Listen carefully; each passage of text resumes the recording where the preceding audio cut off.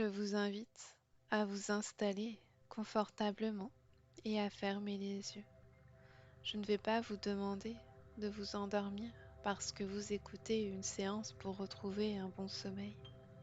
Et ce n'est pas parce que vous écoutez ma voix pour mieux dormir que je vous demanderai de plonger dans un sommeil profond.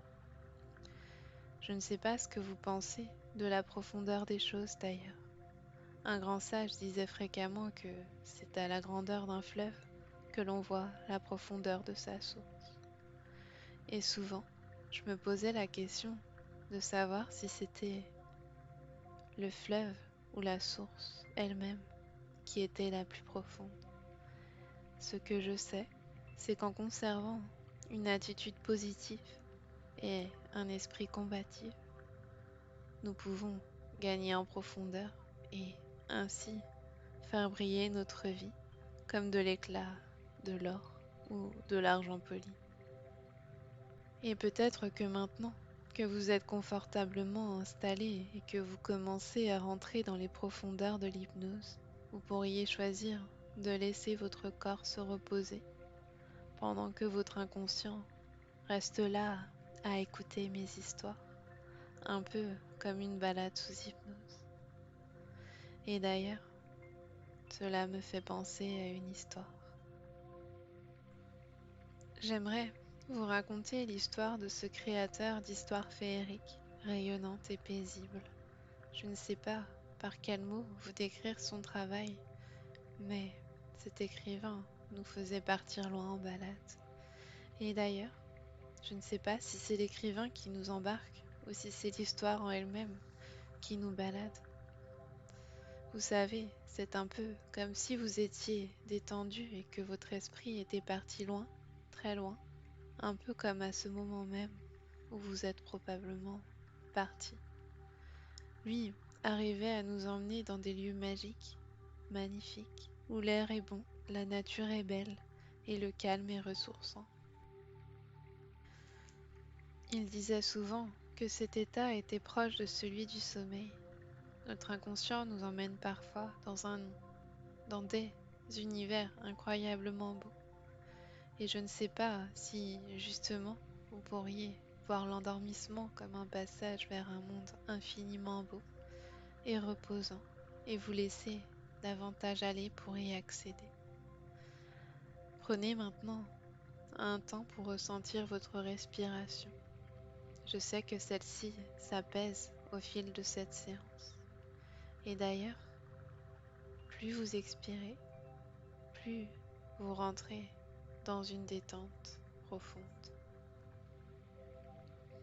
Et pour continuer, j'aimerais vous raconter l'histoire de cet homme sous antidépresseur à forte dose suite au décès de sa femme. Sous cette forte dose, il avait l'impression d'être amorphe toute la journée.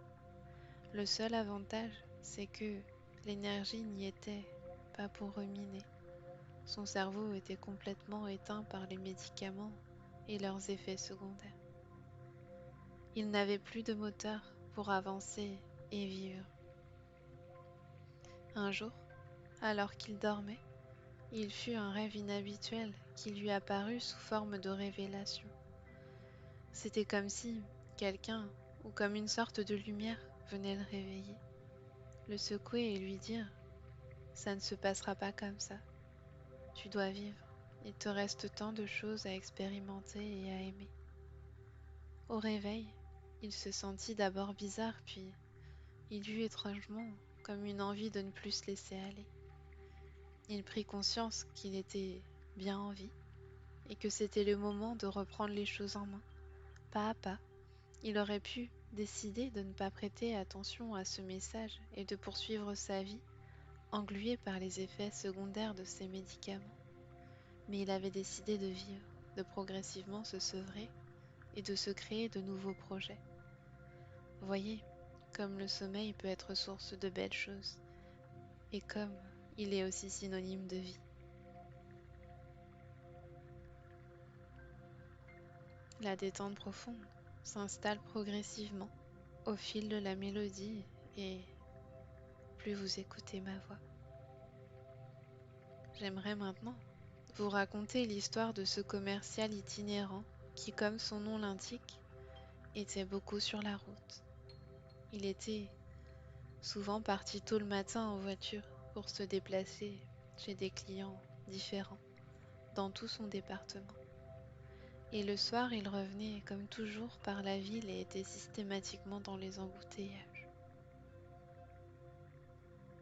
Ce n'était pas drôle pour lui.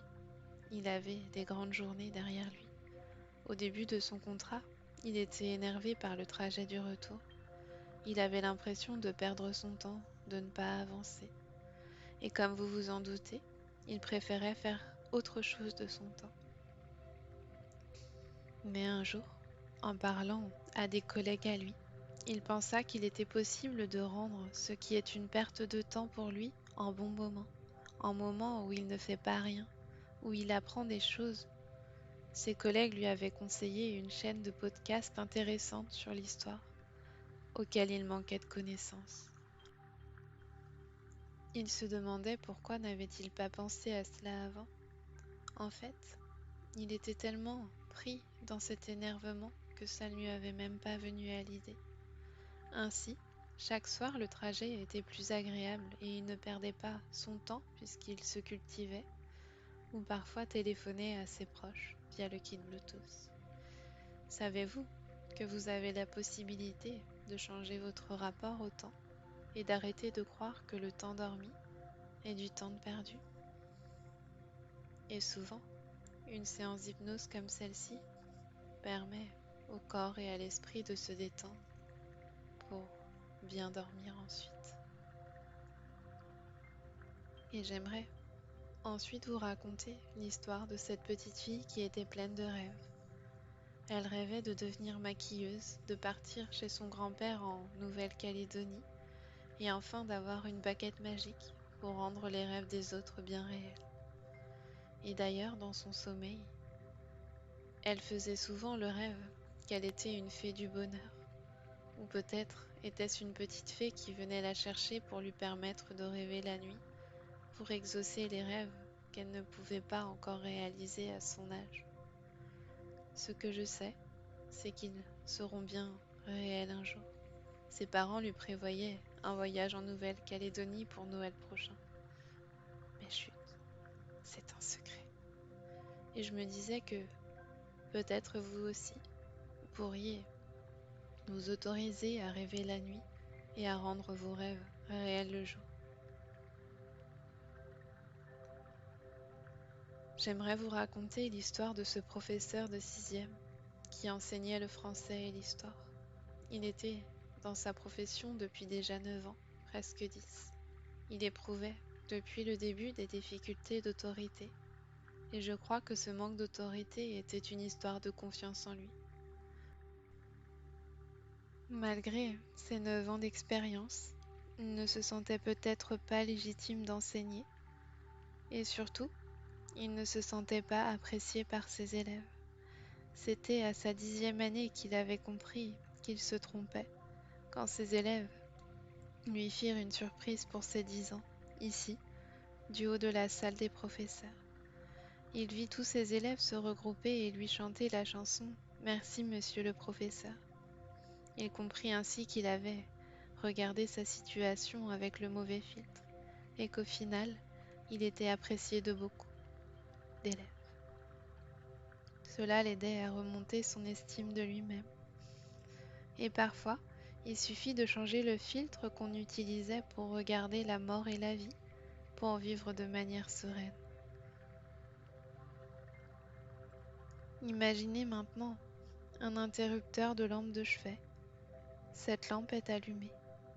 Quand vous vous sentirez prêt, prête, appuyez sur le bouton qui permet de l'éteindre.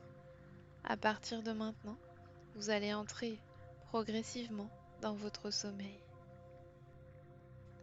Ce sommeil est réparateur et vous vous réveillerez avec une super énergie et beaucoup de joie, facilement parce que vous avez bien dormi.